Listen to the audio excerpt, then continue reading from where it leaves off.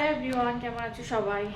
এখন ওই 12টা 1টা মতো বাজে। সকাল থেকে একদমই সময় হয়নি আমার আর রূপমের যে ব্লগটা শুরু করব। ও একদম সকাল সকাল উঠে কাজে চলে গেছে, আর আমারও প্রচণ্ড ব্যস্ততা ছিল, সেই জন্য এখন থেকে ব্লগ শুরু করছি।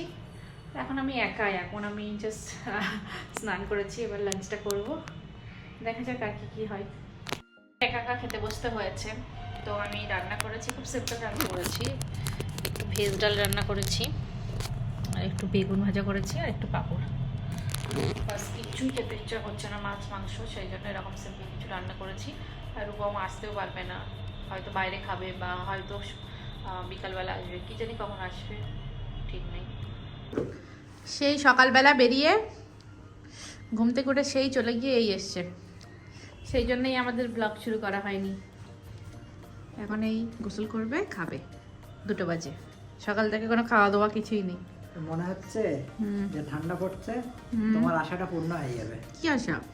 ওই যে কলকাতায় বরফ কয়েক বছরে পড়বে, ততদিন আমি বেঁচে থাকলেই হয়। 2-4 বছরই পড়বে। দেখো না, এমনি তো 9 নেমে গেছে, কালকে বলছে আরো কমবে, মানে 8-7। তো কয়েক বছরের মধ্যে তো তাহলে আশা করাই যায়। যাই হোক, ওকে, খাওয়া দাওয়া হয়েই বেরিয়ে যাচ্ছে, কারণ হাতে একটু সময় নেই। কি আর বলবো, বলো। Bye bye. ঠিক আছে, পরে দেখাবো কি হয়। যখন ভিডিও প্রথম শুরু করি, কমপ্লেন করেছিলাম যে এ বাবা শীত পড়ছে না কলকাতাতে।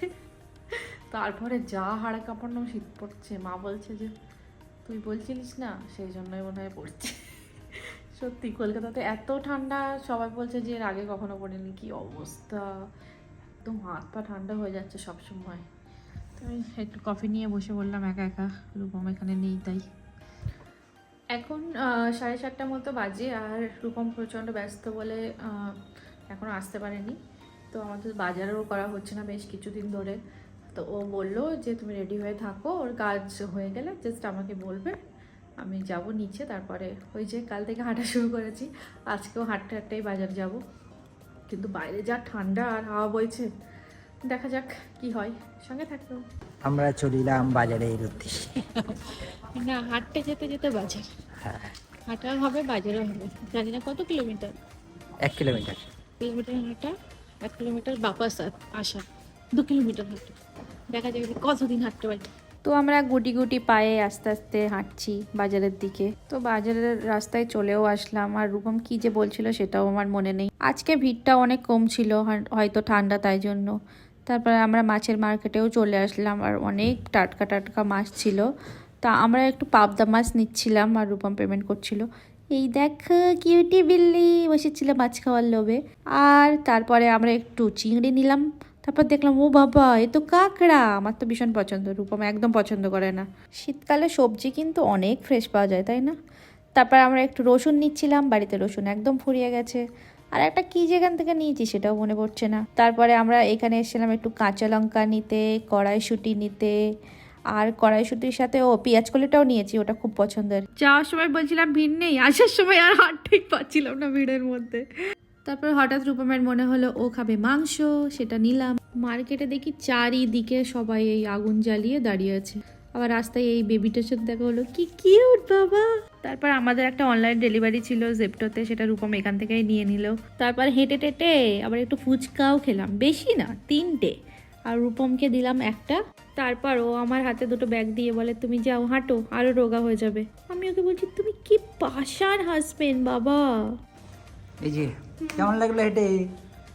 ভীষণ টায়ার্ড হয়ে যাচ্ছি, শীতকাল বলে একটু কষ্ট হচ্ছে। 2.5 কিলোমিটার হেঁটেছি। 3 কিলোমিটার। পাতলা হওয়ার আছে আমার, আগের মতো 50 কেজি 45 কেজি হতে পারবো। হ্যাঁ, আসার সময় 4টা ফুচকা খেয়েছি, 4টাই খেয়েছি, সেটা বেশি প্রবলেম নয়।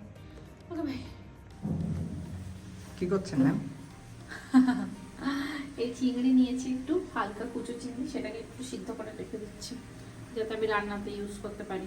আমি আজকে প্রথম চিংড়ি মাছ বেছেছি, মানে পরিষ্কার করেছি, হাতে কাঁটাবাটা উঠে গেছে। মা কত কষ্টই না করে, বুঝতে পারছি। আমার বর রান্না করছে চিকেন, আমরা আজকে ভাত খাবো চিকেন দিয়ে। তো এখন ভাত খেতে শুরু করে দিয়েছি, গরম গরম ধোয়া ওটা ভাত, শীতকালে খুব মজা। তো আজকের ভিডিওটা এখানেই শেষ করছি, কালকে দেখা হচ্ছে নতুন একটা ভিডিওতে। ততক্ষণ টাটা, টেক কেয়ার।